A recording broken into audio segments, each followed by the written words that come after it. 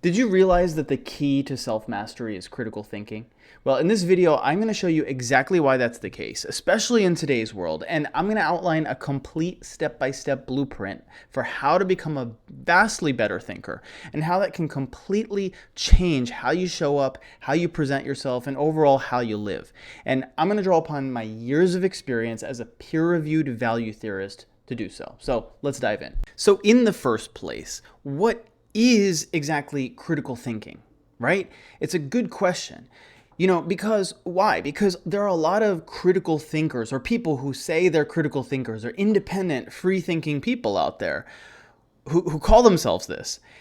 And they're not really independent or free-thinking people. They're actually, in fact, being manipulated by just other thought processes, other ideologies, other systems of thought that are convincing them that they're just free thinkers, right? It's quite ironic, but and how to tell the difference? One big way to tell the difference is to identify the difference between being a critical thinker, which is about questioning foundations. It's about identifying the foundations, and then of a claim. And that could be anything. That could be, why do atoms really exist? Is the world flat or is it round, right? Do vaccines work? And like all of these questions, right? And that people bring up, right? Or that could be brought up. And many times people will just impulsively take a contrarian approach. Case in point, but they'll think they're critical thinkers. Case in point, when I was young, when I was a teenager, I was really into conspiracy theories. And let's think about it. There could be conspiracies, right? There could be, and there are in the world conspiracies that exist for sure, right? But conspiracy theory thinking, that was something that I was very much steeped in. I was steeped into, alternative medicine. Well, can alternative medicines actually work? Can medicines that are not pharmaceuticals, that are nutrients or herbs or things like that, can they work? Of course, right? If they're given enough evidence. What people often do, and nowadays what we see the trend is that people take those foundations, they question them, but then their next step is they automatically reject them, right? It's not questioning and, okay, let me find a method that I can analyze this claim with and collect the evidence without bias. No, it's the automatic tendency is to just be a contrarian. And being a contrarian, sometimes it's important, but sometimes, many times, it just being a contrarian because some authority said it, that's not productive. So we really want to be critical thinkers in the sense of understanding how to use the correct methods, use objective methods. What do I mean by correct methods? What do I mean, right? Is it just because I said so? No. Ironically, it would be very ironic if I said, use the correct methods, and I just told you to use these, and I provided no justification, because again, that's very unlike a critical thinker. You should question, hey, why do those things work? Why do those approaches work? What is the method? And in order to really take a look at a lot of claims that we see, again, it could be anything from medical claims, it could be public policy claims, it could be personal things in our personal life, it could be things in our professional life, right? All of these things apply. It could be things with respect to claims with respect to personal growth and our self-mastery. All of these apply. And at the very foundations of a sound method of how to analyze all these things are these two types of statements. The two types of statements. And why these types of statements? Well, because these are the best types of statements that, if you analyze everything, hypothesis and different claims, and at the heart of it, the very foundation are what are called deductive statements and inductive statements. And understanding these and the difference between them is really the foundation for critical thinking, the very basic of critical thinking, all right? So deductive syllogisms, let's talk about these, or deductive claims. Deductive claims are things that, you can think about it this way from a philosophical standpoint. In philosophy, the way philosophers like to talk about deductive statements is deductive statements are claims or statements that can be shown to be true independent of experience. So, independent of experience, what does that mean? It means, and this is a little mind bending maybe, but if the world disappeared, if the universe disappeared tomorrow, right? This statement that you see in front of you here, all men are mortal, Socrates is man, therefore Socrates is mortal, it would still be true.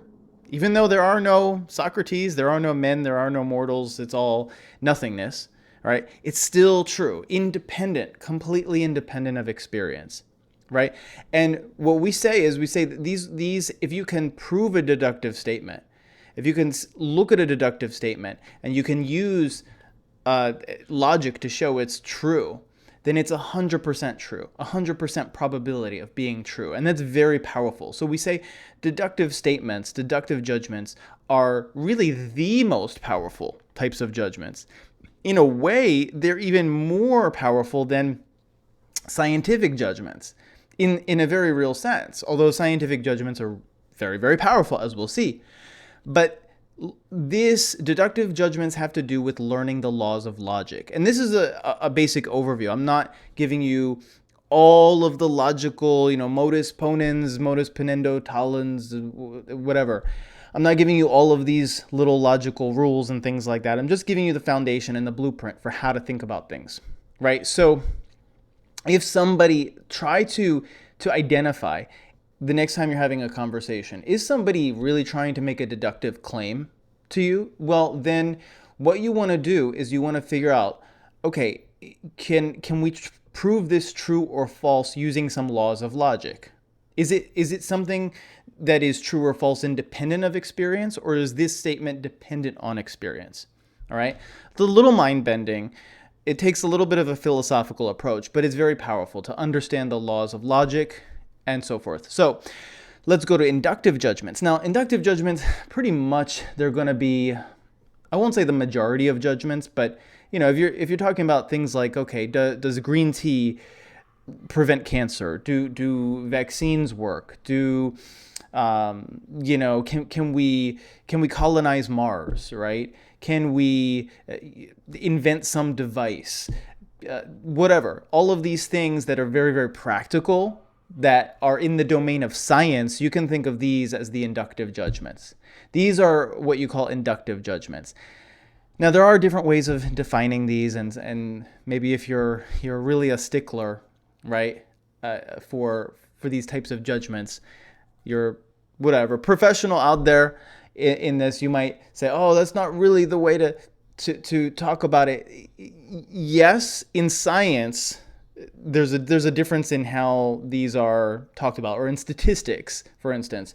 There's a difference in terms of deductive versus inductive and all that stuff. But in philosophy, really deductive, this is the exact way they're defined. Deductive is independent of experience. Inductive judgments are, you can think of them as they're dependent on experience. So you take an observation, you identify some pattern, and then you come up with a general conclusion. And we'll talk about how you do that, right? We'll talk about how you do that. In another video, I talk about Occam's razor. Occam's razor is basically how you do that. You eliminate other explanations, and you see what is the most probabilistic, what is the most likely reason that occurred. And so what we have to do is systematically eliminate hypotheses. Granted, that's not how most of us work, by the way. We don't take some statement or take some claim and try to eliminate hypotheses or eliminate possibilities. What we do is we engage in confirmation bias, what's called confirmation bias. We have some idea, and then we try to prove that idea. That's actually anti-scientific. So try to do it in the reverse. This is how really a critical thinker thinks. Take some claim. Let's say you believe there's some conspiracy theory. Well, you eliminate, or let's say there's some outcome, right? And you say, okay, well, here's some conspiracy theory. That's an explanation. Well, take all the possible explanations, apply falsification to it, apply methods of evidence to it, and actively try to eliminate that explanation. Look for evidence against it. And then that naturally, in a less biased way, will actually reveal the answer, the truth, right? Or what's most likely the truth, right? So if we look at logical fallacies, let's look at logical fallacies. This is kind of the deductive judgments here. Let's look at logical fallacies next. So what are the types of things that we may think or types of statements we may make that are absolutely just invalid on their face? Well, let's talk about a few of them. I'm not going to talk about every single one here, but we'll talk about a few of them here. There are formal fallacies, and then there are what are called informal fallacies. So formal fallacies, I'm not actually going to spend too much time on this, because you can dig into this a little bit more. But if you're not familiar with logic and you haven't taken, let's say, a logic class or something like that, it's a little bit trickier to get into here. But, for instance, here's a formal fallacy. If P, just as an example, and then we'll move on to informal, because this is more everyday stuff. But if P, then Q, right? What follows from that logically is not P or Q. So if somebody says, well, if you work hard, you'll succeed, right? If you work hard, P, then you'll succeed, right? Well, then if not P, then not Q, right? If you don't work hard, then you, I put that backwards. Then you won't succeed. This is the little not symbol in logic. If you don't work hard, you won't succeed. Well, that doesn't follow. And we know we can prove that very easily, because what follows from P, if P then Q, not P or Q. Well, what follows therefore from not P or not, therefore not Q? Well, P or not Q. And you notice that none of these match. These two do not match. Anyway, that's just a quick proof of how people have false thinking. Just a quick and dirty proof. It's not exhaustive at all, but that's a little bit of an example. So try to think about, okay, this is why learning the formal fallacies or learning logical rules is so powerful, because you can spot bad thinking right away. Okay. So if we look here, the 20 most common fallacies, 20 most common, maybe, right? Ad hominem. So when you're having a conversation or you're thinking something, it does not prove anything to attack somebody's character. That's what ad hominem is, right? So that's a common fallacy. Well, you're wrong because, that's what Nazis believe, right? Nazis wanted universal health care or something like that. So therefore it's bad, right? So those that would be like one example. Appeal to a common belief. This is, that's common sense. Have you ever heard somebody say, oh, that's common sense? It's just common sense. Actually, what is common sense? What is common sense? Common sense is a cultural thing.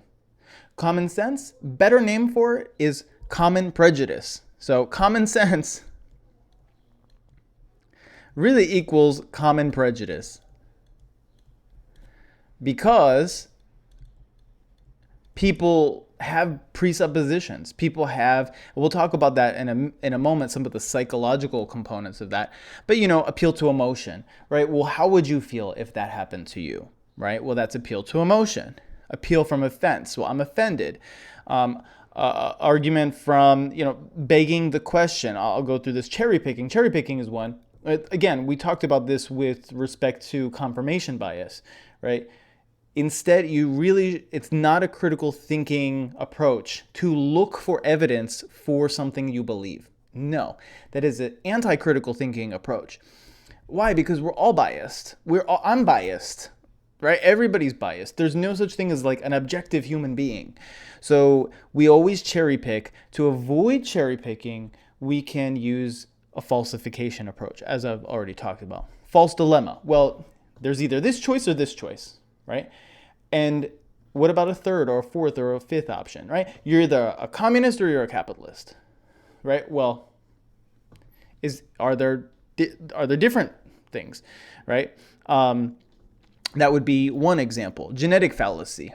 So genetic fallacy would be, well, That's it's kind of actually some could be similar to the ad hominem in some cases. So this is from that policy is from or this idea is from Nietzsche and the philosopher Nietzsche, and Nietzsche was wrong, right? And Nietzsche is a bad guy, right?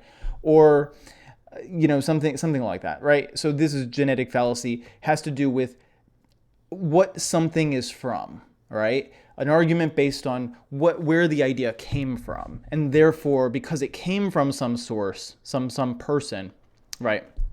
Then it's bad. I'll talk about No True Scotsman because we talk about this all the time. A lot of people talk about this all the time. So and I'll talk about actually 13, and I'll talk about 20 here because these are really some of the biggest ones. So No True Scotsman. No True Scotsman means, well, no, a real Frenchman believes this. A real Frenchman believes in liberty, equality, and fraternity, right? A real YouTuber would do this, all right? Or a real man does this, right? You're not a real man if right? Like all of these things. Well, define that, right? Why is the definition that way? Why are you actually putting the definition in that way? What evidence or what logic do you have to justify that? So here, this is all about the informal fallacies, and they just don't follow from the premises. That's what they all have in common. In a syllogism, premise one, premise two, then conclusion. They don't follow from, they're all conclusions, they don't follow from premises. And whataboutism is a great one, right? So, oh my gosh, this is used in politics all the time, right? Okay, so let's say some politician is asked about, well, why is your party spending, this much on this, on this wasteful item or this wasteful policy? And then, what about the other party? They spent this on this and blah, blah, blah, blah, blah, right? So it's a way of actually deflection. And it also is something that does not follow from the premises, right? Because somebody else did it, it's not relevant. The point that you're making to me about what I did is not relevant, right? That doesn't follow at all, right? It's a way of kind of deflecting and actually can be a way of manipulating. So you want to be mindful of that tactic, all right? So let me erase all this and let's go to the next part here, which is cognitive biases. So cognitive biases are different from logical fallacies. Logical fallacies can come from cognitive biases, but cognitive biases, for instance, we already talked about confirmation bias, but cognitive biases are actually mental shortcuts that we're, in a sense, programmed with because through evolution, through natural selection, through, hundreds of thousands of years, we have developed brains that are adapted to live in, sub-Saharan, certain condition, right? And so we make mental shortcuts as a way of survival, really. However, they're not good when it comes to making judgments or accuracy of our judgments. We weren't, we didn't evolve for self-mastery. We evolved for survival. So, but we want to develop self-mastery, don't we? So, loss aversion. People have a tendency to avoid loss, even if actually it's not rational. Gambler's fallacy. So the idea of, well, I'm just going to get lucky on the next one. Let me keep going. This is similar to what's called the sunk cost fallacy, right? I've already, and think about how you might be doing this, the sunk cost fallacy. I've already put so much time and effort and money into whatever project. I can't stop now. That's actually a fallacy as well, right? Because what? You're going to put more money after bad, good money after bad, right? Or you're going to put more time and effort because you already spent so much time and effort that doesn't actually make any sense, right? So I'm not going to talk about every single one here, but bandwagon effect is pretty powerful. A lot of these are very, very powerful. So watch out for cognitive biases. They will lead you astray because availability cascade, bandwagon effect, Dunning-Kruger. Dunning-Kruger effect is actually a way of having thinking that you're more competent than you are.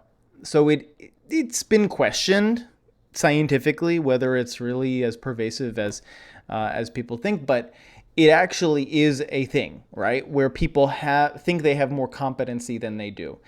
And watch out for that, right? Are you overconfident about the amount of ability you have for something or a skill you have for something? And is that causing you to make certain judgments about what you should do or shouldn't do?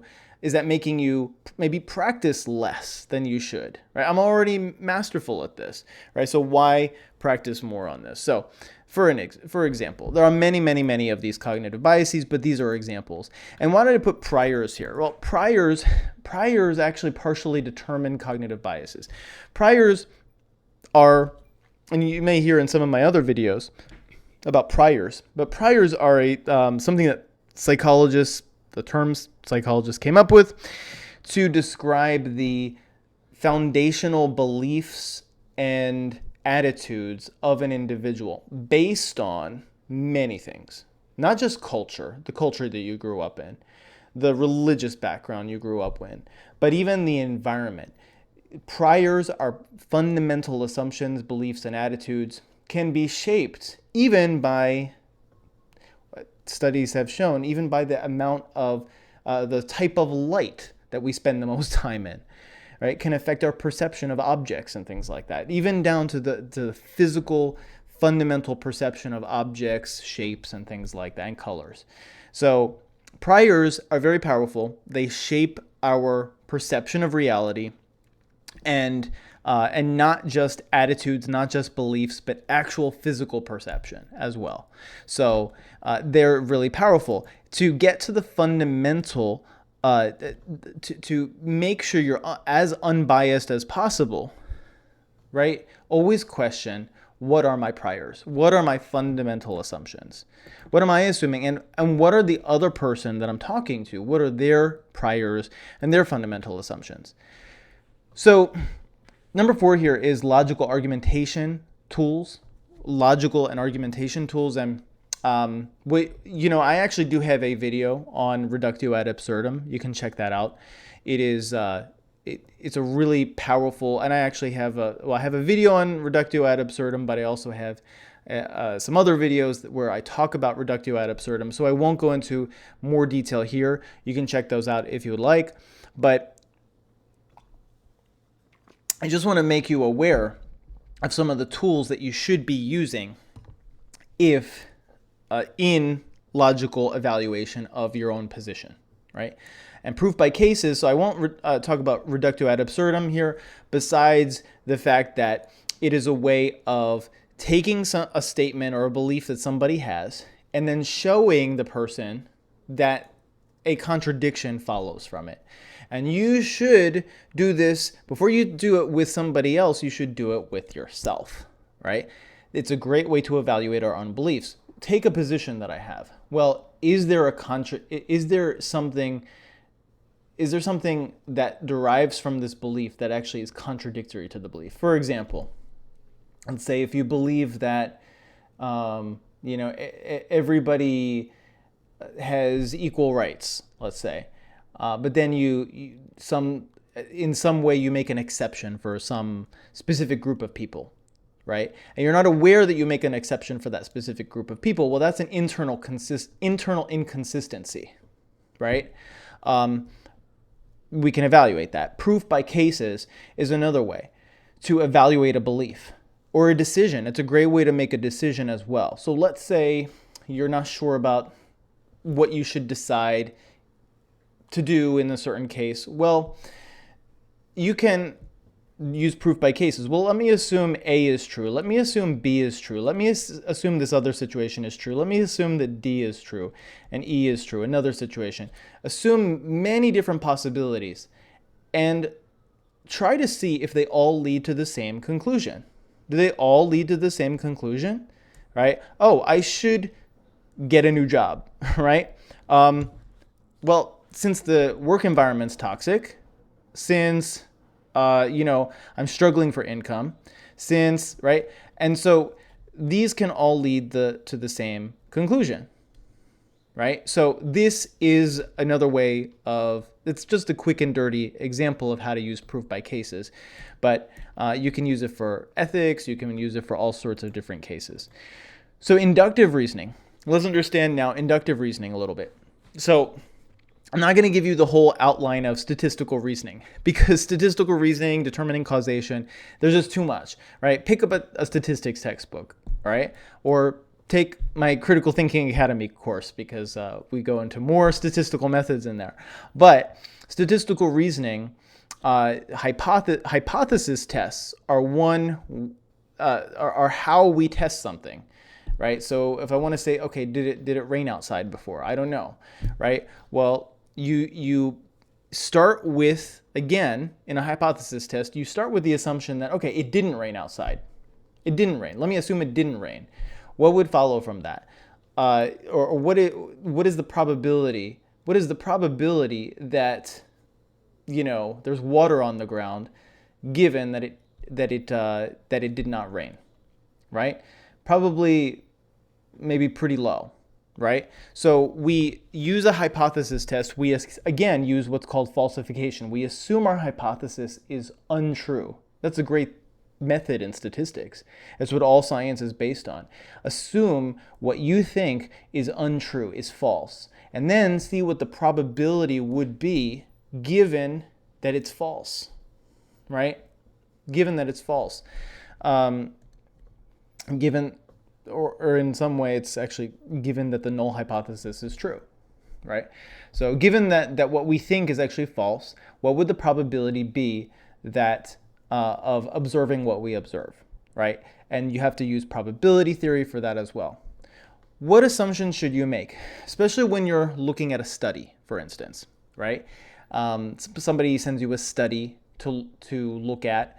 They showed that green tea or vitamin D or whatever, or, this drug doesn't work. This medicine does work. This is the best diet, right? Plant-based. This one is actually better, ketogenic. And okay, so when we look at a study, we want to have three assumptions. Always look immediately in terms of study design for three things. One is the sample randomized? In the study, it should tell you specifically that the sample was randomized, meaning selected at random. Within the group they're studying, selected at random. They didn't go to specifically one subset of one group. Right? For instance, if you're trying to find out, what is the favorability for universal health care, you're not just going to go to a libertarian convention and sample those people, or you're not going to also go to some left-wing whatever convention or group of people and just ask them. You're going to randomize within a group of people, right? So you're going to see what's the favorability when you're doing a poll like that, or could be an actual medical study, right? Normality is also key. Well, normality has to do with what's called the normal curve. We're not going to talk too much about that because it's more theoretical, but this is an assumption that the sample represents what is called a normal curve. And in order for us to be sure of that, we need what's called a high N, right? So a high N, a high sample size. So basically normality, what goes along with this is you must have a high sample size. Right? Look at the sample size. Is the sample size less than or equal to 30? Well, if it's less than 30, then it's not really a high enough sample size. You need something that's higher than 30 to at least do what's called a t-test on it. Okay, a large sample, oh yes, I actually just, large sample size. So normality and large sample size, exactly. So determining causation. Now, you may have heard the idea, well, correlation does not equal causation. And when I first was in my first ever statistics class way back in college, when the teacher said, okay, well, correlation does not equal causation. I said, okay, I got you, right? Correlation does not equal causation, but what does equal causation? How do we determine causation? That I found very mysterious. Well, once again, we engage in falsification, right? We systematically, and I can't repeat this enough because it's so important. How good reasoning works is we eliminate hypotheses. One by one by one, we eliminate any kind of plausible option. We try to find evidence against it. We don't try to find evidence for things. We try to find evidence against it. So if we want to find an explanation, why is there, like, let's say, for instance, why, the autism rates, right? It's a big debate, unfortunately, right now, for the wrong reasons. But, okay, autism rates. What causes autism? Okay, so, well, you can eliminate one thing that actually has been pretty well eliminated is vaccines, right? But that's the thing. A lot of people want it to be vaccines for whatever reason. It's just like a hope. It's like a wish. But the evidence is against it. We've eliminated that explanation, right? There's enough data, there's enough evidence to eliminate that explanation, right? So we can eliminate different explanations, and are there genetic? Well, let's look at genetic components. Let's look at other environmental components. Let's look at dietary components. Let's look at, right? You can look at many different components. Try to eliminate each one as a possibility, and what you will be left with is what we say is Occam's razor, is the one explanation, right? You want to look for confounding variables. What other things, let's say even if you had seen that autism and vaccines, that they're somehow correlated. Oh, they're correlated some way. Oh, so there must be a relationship. Well, even if that's true, you want to look for confounding variables. Maybe what are some things that happen at the same time as those two things? Is there a third or a fourth variable that's associated with each one that we're not looking at, that's causing us to think that these two things are associated, right? That's what's called a confounding variable. And if you want to get into causation, like what causes economic downturns and what causes wars and things like very, very causally complex things, you use what's called structural equation modeling, which it's imperfect, but it helps. It's better. It's much better than nothing, but it helps a lot to determine causation, right? So we won't get into that because it's too hyper-theoretical, but basically that is key. And then sources and methods. And sources and methods. Sources and methods. So what source are you using? Why is it legitimate? Is it biased? Again, coming back to, are you using a deductive method or an inductive method? So if somebody is talking about a claim about the world, they're using an inductive claim, something about the world. So then the key question to ask that person is, what statistical test or analysis are you conducting, right? If it's deductive, okay, where's your logical proof? What is your argument? Show me your argument. Many people will just claim things and give a partial argument. Show me your complete argument from A, B. A is true, B is true, therefore what? Clarify for me. That's why many times there are problems with communication, because people are not on the same page of what exactly is the argument here? What exactly is the claim? What exactly is the argument? So make that transparent. Sources and methods. Sources and methods are very important for critical thinking. Value theory is actually super important for critical thinking, and this is my field, right? This is my field. This is my whole entire academic texts, 300 something pages on value theory, actually putting together an entire value theory, okay? And Once again, we see priors. Priors are central to value theory. We have something called utilitarianism, deontology, virtue theory. Basically, I go through a lot of these in different videos that I've talked about, so I won't get into the nitty-gritty of what each theory is about here. Actually, I do have a free masterclass linked in the pinned comment below that you can, I elaborate more on utilitarianism, deontology, virtue theory, and priors in that masterclass, so feel free to check that out there. So I won't elaborate here, but basically the value theory is all about what values does this person hold, right? It has a lot to do with their fundamental assumptions. What value orientation are they coming from? What assumptions about value and what is valuable, what is objectively valuable, are they assuming, right?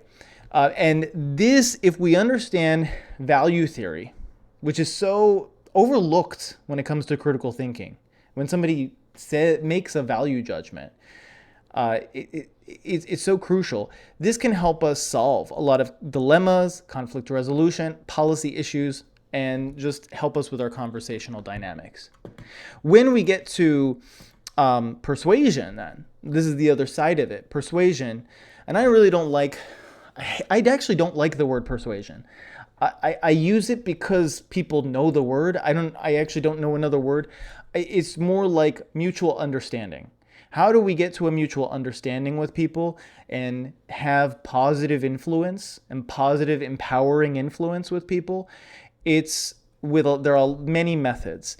And again, I do talk a lot about these different methods in some different videos that I've done. Voss's methods, for instance, are questioning series of statements that are not focused on you, totally focusing on the other person, trying to find out what their thought process is, right? Cialdini's methods. Robert Cialdini has just a book simply entitled Influence. I highly suggest you check this out. Really, really good book. And then there are two methods that kind of go hand in hand. They're very similar, but there are key differences. Nonviolent communication. This method, I'm not gonna outline the whole method right here, again, because there are some really good resources for this. So Rosenberg, by Rosenberg. This is Rosenberg's method, so you could just Google that, nonviolent communication. He has a great book that's actually called Nonviolent Communication. The book is called Nonviolent Communication. It outlines the whole method of NVC there, and it is very effective. It's been used to settle like things from gang violence to different negotiations. Street epistemology has actually been used in political campaigns and political fundraisers and things like that. Very, very effective. So, and there is actually some good research on street epistemology. Street epistemology, if you want to understand this a little bit better, there are some great books on this. But street epistemology, again, is about asking somebody, what are your methods, right? Telling somebody, informing somebody in a conversation, I'm not here to judge you and I'm not here to cause conflict. I really do want to understand and get on the same page. And so what are your beliefs? Tell me, what is your position here? And then following up by asking questions such as, well, what are your methods for how did you arrive at that conclusion? What steps did you take in your thinking? What that actually forces somebody to do, it's very powerful. What that forces somebody to do, and you could use it on yourself, we should use it on ourselves. What it forces us to do is it forces us to, and the person, to analyze, how did I come by that belief? How actually did I come to that conclusion? Because the reality is most of us don't come to the conclusion through any steps. So it kind of exposes for us that we, our flaws in our reasoning. And actually it forces us we develop some cognitive dissonance, what's called cognitive dissonance, and it forces us to kind of recalibrate, like, I actually do need some methods here. Let me think about this, right? Is this really what I believe? So the person starts to question And that is actually a way of kind of getting somebody to convince themselves. You can never convince anybody. People have to convince themselves. You can never totally be convinced by logic. You have to convince yourself at a deeper level as well. So this is an overview, right? A blueprint for critical thinking. You can dive into each and every one of these separately. I do this on my channel, different videos on a lot of these different topics. So definitely check that out. And again, feel free to check out the masterclass, the free masterclass on all this stuff in the pinned comment below. So that will be today's video, and I will see you next time.